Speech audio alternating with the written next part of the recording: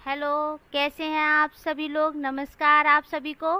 मैं डॉक्टर क्षमा Singh GSM advance education Weber Mainpuri से आप लोगों को तहे दिल से स्नेह और आशीर्वाद के साथ मैं एक बहुत अच्छा टॉपिक लेके आई हूँ। उसका नाम है अलंकार। हिंदी में ज़्यादातर अलंकारों के बारे में हर एक एग्ज़ाम में पूछा जाता है। तो बच्चों, आज अलंकार मीन्स क्या होता है। अलंकार एक आभूषण, जैसे स्त्रियां अपने सौंदर्य को निखारने के लिए आभूषण यूज करती हैं, उसी तरीके से साहित्य में कवि लोग जो है ना अलंकार का प्रयोग अपनी कविताओं को सुंदरता के लिए यूज करते हैं। तो आज हम, वैसे तो 106 अलंकार हैं, मैं 6 अलंकारों के बारे में आप सभी को समझाती हूँ। हम और आप इसकी चर्चा करते हैं। तो बच्चों, अलंकार किसे कहते हैं। अलंकार, जैसे मैंने अभी आपको संक्षेप में बताया था कि अलंकार का शाब्दिक अर्थ है सजावट और श्रृंगार। साहित्य में अलंकार शब्द का प्रयोग काव्य सौंदर्य के लिए होता है। कुछ संस्कृत विद्वानों में भी कहा है कि अलम करोत इतः अलंकार है, मतलब आलम और कार दो शब्द हैं। आलम का अर्थ है भूषण, आभूषण और सजावट, और स्त्रियां अपने सजाने के लिए आभूषण का प्रयोग करती। ठीक उसी प्रकार कविता कामनी में अपने श्रृंगार और सजावट के लिए कवि लोग इसका प्रयोग करते हैं। अलंकार के भेद कितने हैं। शब्दालंकार, अर्थालंकार, उभयालंकार। शब्दालंकार शब्द को दोबारा काव्य में चमत्कार उत्पन्न करते हैं तो उसे शब्दालंकार कहते हैं। शब्द को आप ध्यान से सुनिए, यहाँ शब्दों का ही सारा खेल रचा जा रहा है कि अगर शब्द बदल जाएंगे तो एक ही शब्द के बदले उसका कोई दूसरा पर्यायवाची अगर आ जाता है तो सारा वो टॉपिक बदल जाता है। पर्यायवाची कैसे यूज करेंगे, ध्यान से सुनिए। देखिए, अगर कहीं पर जल लिखा है और वहाँ पे आपने पानी यूज कर लिया तो ये शब्दालंकार जो है ना आपका पूरा बदल जाएगा, इसकी पूरी ग्रेस खत्म हो जाएगी। क्योंकि शब्दालंकार सुंदरता के शब्द के होने में है, अर्थ के होने में नहीं है, शब्दों के सुंदरता के उसमें होने में है। तो इन कवियों ने जैसे ज़्यादा यूज किया है कवि लोगों ने। तो दूसरा आपका बताती हूँ अर्थालंकार। अर्थालंकार में बेटा अर्थ की सुंदरता का कार्य हुआ है। इसमें जो है ना आप देख रहे हैं ना, इसमें अलंकार आप पीछे से हटा दीजिए, अर्थ आ गया, उसमें क्या है अलंकार पीछे से हटा दीजिए, शब्द आ गया, उसमें शब्द के बारे में चर्चा होती है और इसमें अर्थ के बारे में, अर्थ की सुंदरता का कार्य हुआ है। जहाँ शब्द इतने इम्पोर्टेंट नहीं है, शब्द का अर्थ कविता के अंदर जितनी भी जो है ना वो ज़्यादा इम्पोर्टेंट है।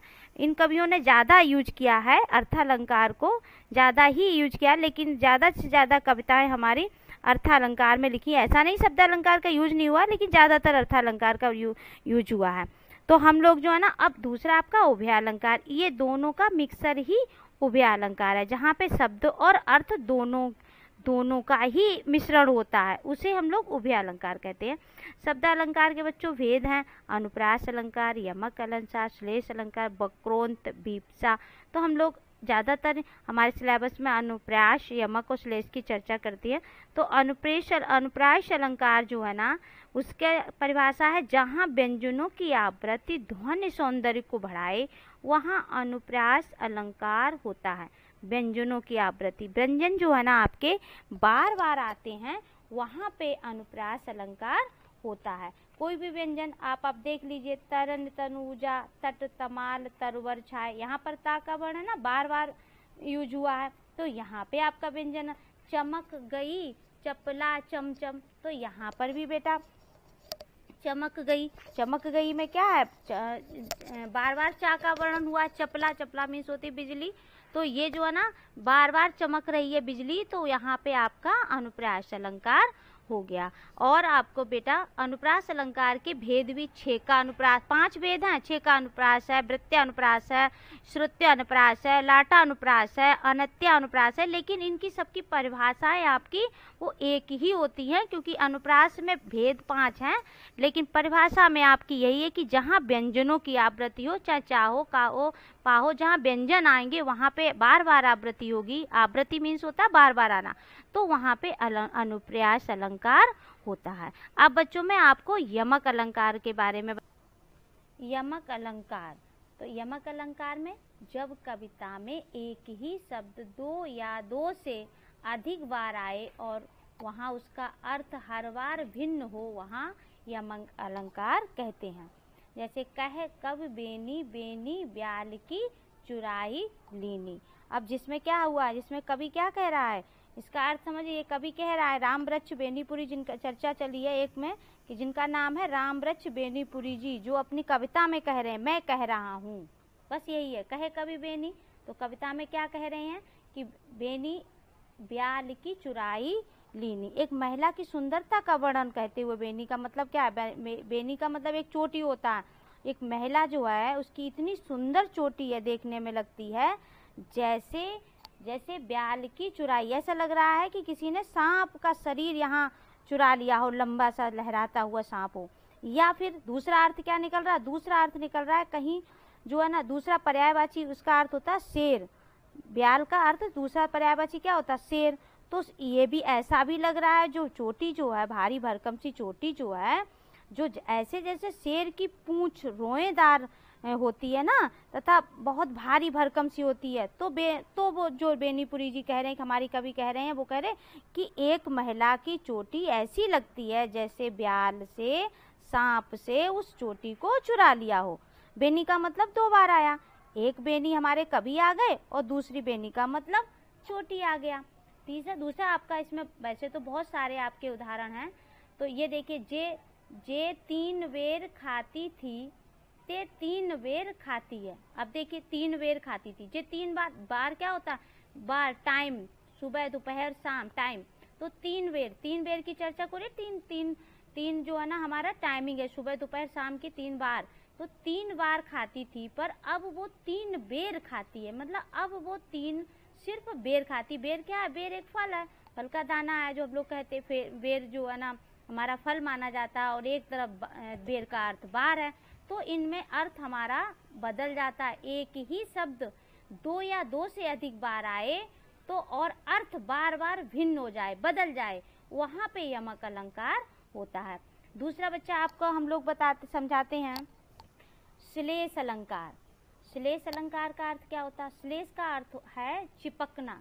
जहाँ एक ही शब्द एक बार प्रयुक्त होने पर 2 अर्थ दें, वहाँ श्लेष अलंकार है। दूसरे शब्दों में जहाँ भी एक शब्द जो है ना, और उसका अर्थ 2 अर्थ चिपके हुए हों। चिपके हुए कैसे आप समझ पाओगे? तो मैं आपको एक उदाहरण देती हूँ, जैसे कि हे प्रभु हमें दो जीवन दान। तो इसमें देखिए चिपका हुआ क्या है? हे प्रभु हमें दो जीवन दान। एक तो एक मनुष्य है, व्यक्ति है, वो कह रहा है हे प्रभु हमें अपने जीवन का दान दीजिए, जो भी मैंने घड़ियां जीवन जी हैं वो मेरे लिए कम है। लास्ट टाइम पे वो पूछता है भगवान से, ईश्वर से प्रार्थना करता है कि हे प्रभु अब मैंने जो जीवन जिया है वो मेरे लिए कम है, मुझे अभी और जीना है, इसलिए हमें जीवन का दान दीजिए। और एक तरफ दूसरी तरफ इसका अर्थ ये भी हो रहा है कि हे प्रभु हमें दो जीवन दान। एक सोसाइटी के लिए सभी लोग मना रहे हैं अर्थ इसमें। तो आपका अर्थ इसमें आपको समझ में आ गया कि एक व्यक्ति अपने जीवन के लिए दान मांग रहा है और दूसरे उसी में हे प्रभु अपने सोसाइटी के लिए कह रहा है। सोसाइटी के लिए क्या कह रहा है कि हे प्रभु हमें दो जीवन दान। बारिश के लिए कह रहा है, वर्षा के लिए कह रहा है, क्योंकि लंबे समय से मानसून नहीं आया है। वहाँ के लोग कह रहे हैं कि हे प्रभु हमें जीवन दान दो। यहाँ पर आप समझ जाइए कि पानी की गुहार लगाई जा रही है, वर्षा की गुहार लगाई जा रही है। जो 2 तरह के लोग हैं जो अपने बारे में बात कर रहे हैं। तो दूसरा आपका है कि मगन को देख पट देत बार बार। मगन को क्या कहते हैं? मंगता, जो भीख मांगने वाले होते हैं उनको कहते हैं। उनको देखकर एक महिला जो है ना, पट मीन्स होता है दरवाजा, तो वो दरवाजा बंद कर लेती है। और एक दूसरा अर्थ इसी में चिपका हुआ है कि मगन को देख पट देत बार बार। मगन को मतलब मंगता को देखकर महिला बार बार कपड़ा दे रही है। पट का अर्थ 2 आ रहा है, एक पट मीन्स दरवाजा होता है और एक पट मीन्स कपड़ा होता। तो इसमें क्या हुआ? श्लेष अलंकार में एक अर्थ जो है ना, श्लेष का अर्थ है कि चिपकना। जहाँ भी एक शब्द एक बार प्रयुक्त होने पर 2 अर्थ दें। अब एक ही शब्द है ना, लेकिन अर्थ आपके पट है, पट में आपका पट का दरवाजा हो गया और कपड़ा हो गया, तो 2 अर्थ निकलते हैं। इसलिए आपका ये श्लेष अलंकार है। इसलिए हम लोगों ने अभी 3 अलंकारों के बारे में समझा है। अगले वीडियो में हम और बाकी अलंकारों के बारे में समझाएंगे।